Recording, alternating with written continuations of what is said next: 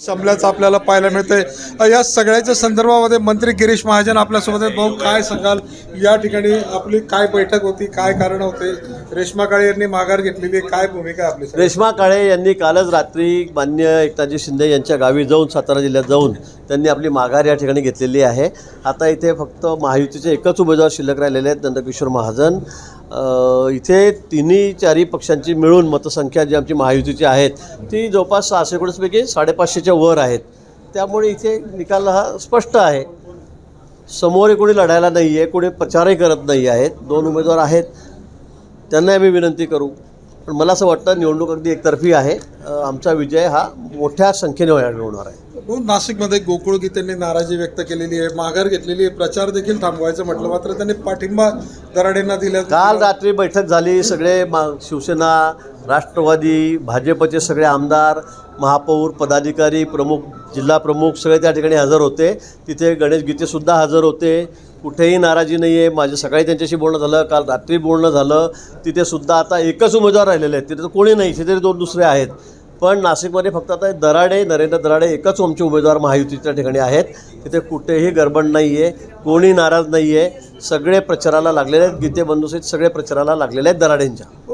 इथे जळगावमध्ये काही नाराजी बघायला मिळते आपल्याला, कारण एक चर्चा आहे लोकांमध्ये की शिवसेना नाराज आहे। जरी त्यांनी आज या ठिकाणी समेट केलेलं असलं तरी सुद्धा कार्यकर्त्यांमध्ये नाराज। मला वाटतं निकाल आल्यावर आपल्याला कळेल कोण नाराज आहे, कोण नाराज नाही।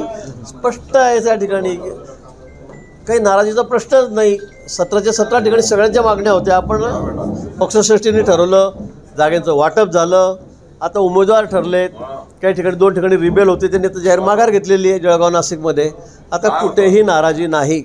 17च्या 17 जागा म्हणजे 6 बिनविरोध आलेल्या आणि 11 जागा ज्यांची निवडणूक आहे अतिशय मोठ्या संख्येने बहुमताने आमच्याच निवडणुकीतील एकही जागा विरोधी पक्षाला मिळणार नाही, त्यांचं खातंसुद्धा उघडणार नाही। मंत्री गुलाबराव पाटील देखील आपल्यासोबत आहेत। भाऊ, काय सांगाल तुम्ही, या ठिकाणी आज बैठक पार पडलेली आहे, काय निर्णय झालेला आहे सगळ्या संदर्भामध्ये?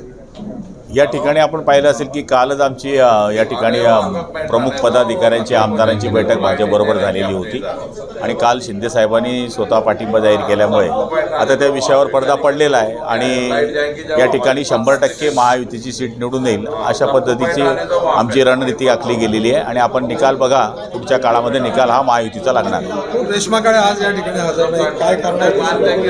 नाही, त्यांनी पाठिंबा जाहीर केलेला आहे आणि सगळ्यांच्या समोर तो बाहेर आपल्या चॅनलवर सुद्धा तो जाहीर झालेला आहे। त्यामुळे शिंदे साहेबांनी स्वतः डिक्लेअर केल्यानंतर विषय येत नाही। एल निनोचा प्रभाव आहे, मोठ्या दुष्काळाची शक्यता वर्तवली जाते। पालकमंत्री आता आपण कशा पद्धतीचं नियोजन केलं जातं? पाण्याचं नियोजन आपण ग्रामविकास खात्याला पण विनंती केली आहे आणि पाणी पुरवठ्याला पण विनंती केली आहे की गाव पातळीवर पाणी बचतीचा सगळ्यांनी या ठिकाणी ध्यास घेतला पाहिजे, कारण की अल निनोचा प्रभाव हा जवळपास जास्त प्रमाणात राहील असं सगळ्या या ठिकाणी शास्त्रज्ञांचं म्हणणं आहे। त्यामुळे काटकसरीने म्हणजे जिथे आपण दररोज पाणी देतो ते कमी प्रमाणामध्ये 1-2 दिवसाच्या आड, 1 दिवसाच्या आड जर दिलं तर तेच पाणी बचत करता येईल आणि बऱ्याच ठिकाणी लोक फॉलोअप पण करताय।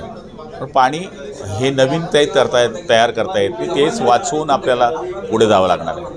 तर हे होते पालकमंत्री गुलाबराव पाटील। एल निनोचा प्रभाव पाहता पाण्याची बचत केली पाहिजे आणि त्यासाठी जनतेचं सहकार्य अपेक्षित असल्याचं त्यांनी व्यक्त केलं। चंद्रशेखर नेबे, ABP माझा, जळगाव।